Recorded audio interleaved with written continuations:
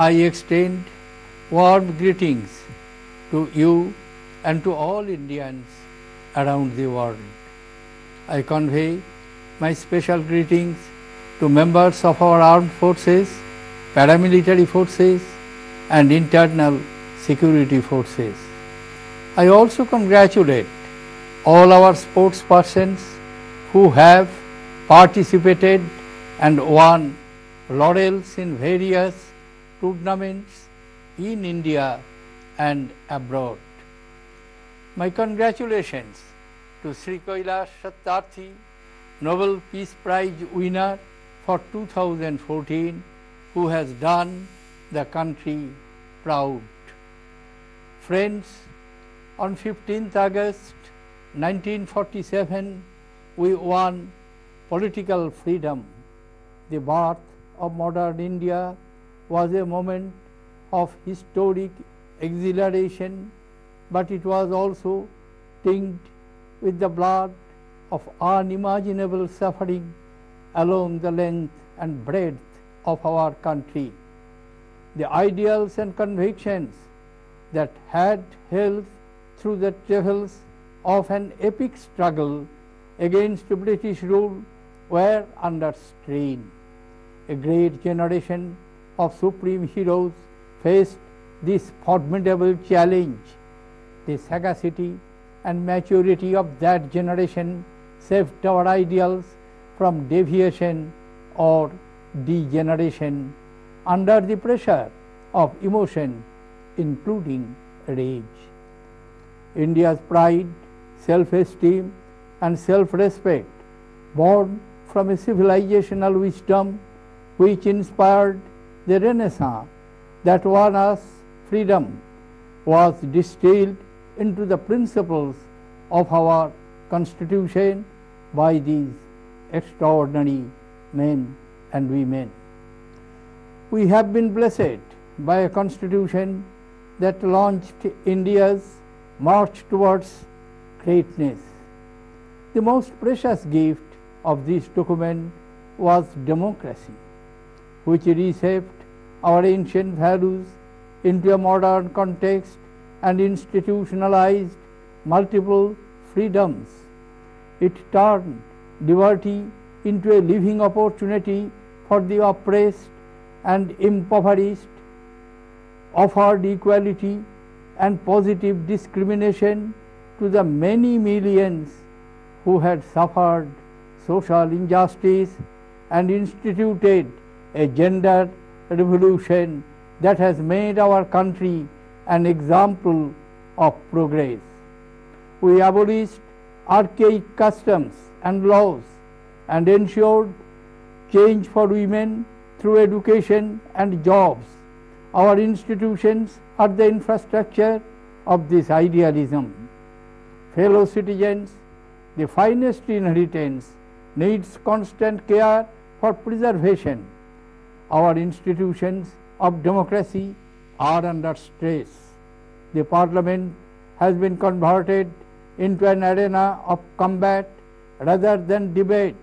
It is time to recall what Dr. B.R. Ambedkar, chairman of the drafting committee of the Constitution, said while making his closing speech in the Constituent Assembly in November 1949, and I quote, "The working of Constitution does not depend wholly upon the nature of the Constitution. The Constitution can provide only the organ of state such as the legislature, the executive, the judiciary. The factors on which working of these organs of the state depends are the people and the political parties they will set up as their instruments to carry out their wishes and their politics. Who can say how the people of India and their parties will behave?" Unquote. If the institutions of democracy are under pressure, it is time for serious thinking by the people and their parties. The correctives must come from within. Fellow citizens, our country's rise will be measured by the strength of our values, but it will equally be determined by economic growth and equitable distribution of the nation's resources. Our economy promises much hope for the future. The new chapters of the India story are waiting to be written. Economic reforms is a work in progress. Our performance over the last decade has been commendable, and it is most heartening that after a dip we have recovered to 7.3% growth in 2014-15. But the benefits of growth must reach the poorest of the poor much before they land in the bank accounts of the richest of the rich. We are an inclusive democracy, an inclusive economy. There is place for everyone in the hierarchy of wealth. But the first call goes to those who suffer on the brink of deprivation. Our policies must be geared to meet the zero hunger challenge in a foreseeable future. Fellow citizens, the symbiotic relationship between man and nature has to be preserved. A generous nature, when violated, can turn into a destructive force, leading to calamities, resulting in huge loss of life and property. Even as I speak, large parts of the nation are barely recovering from floods. We need immediate relief for the afflicted as well as long-term solutions for the management of both water deficiency and excess. Fellow citizens, a nation which forgets the idealism of its past loses something vital from its future. Our educational institutions multiply as the aspirations of generations continue to exceed supply. But what has happened to quality? From base to apex, we recall the Guru Shishya Parampara with a legitimate pride.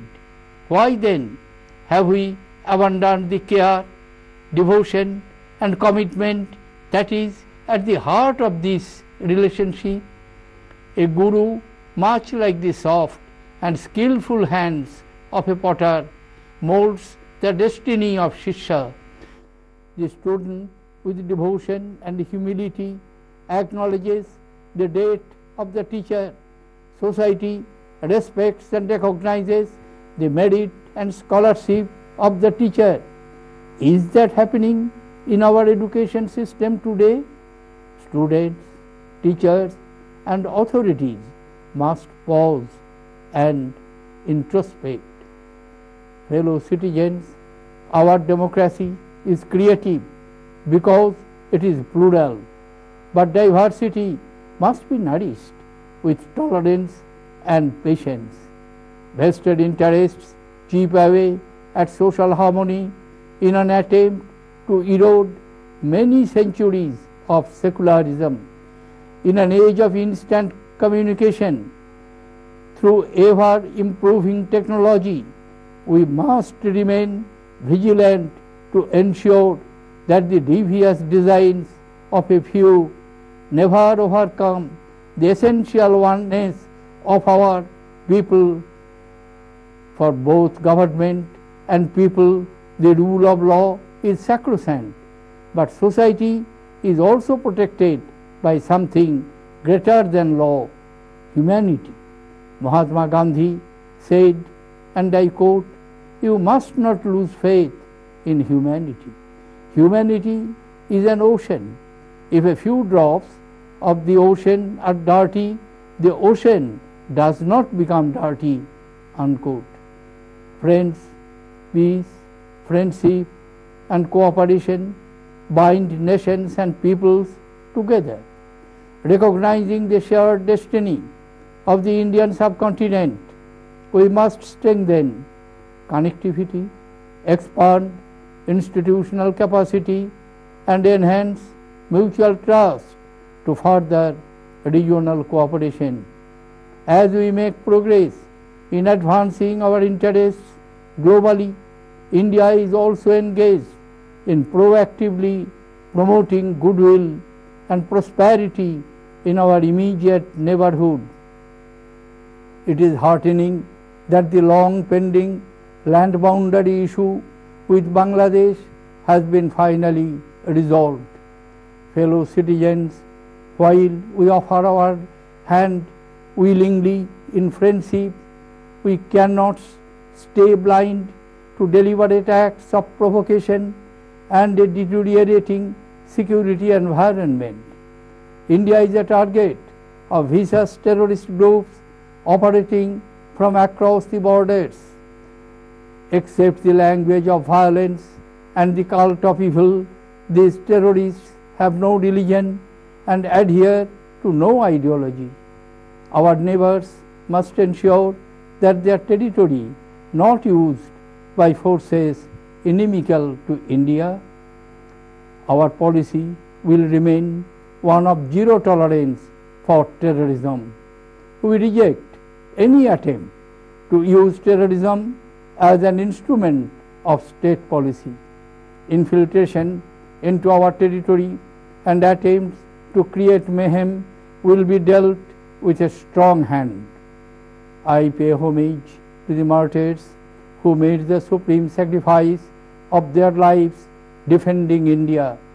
I salute the courage and heroism of our security forces who are maintaining an eternal vigil to safeguard the territorial integrity of our country and the safety of our people.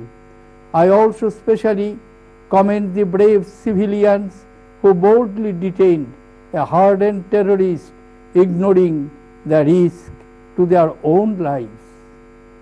Fellow citizens, India is a complex country of 1.3 billion people, 122 languages, 1,600 dialects, and 7 religions. Its strength lies in its unique capacity to blend apparent contradictions into positive affirmations. In the words of Pandit Jawaharlal Nehru, it is a country held together, and I quote, by strong but invisible threads. About her there is the elusive quality of a legend of long ago. Some enchantment seems to have held her mind. She is a myth and an idea, a dream and a vision, and yet very real and present and pervasive, unquote. On the fertile ground laid by our Constitution, India has blossomed into a vibrant democracy. The roots are deep, but the leaves are beginning to wilt. It is time for renewal. If we do not act now, will our successors, 7 decades hence, remember us with the respect and admiration we have for those who shaped the Indian dream in 1947? The answer may not be comfortable, but the question has to be asked. Thank you. Jai Hind.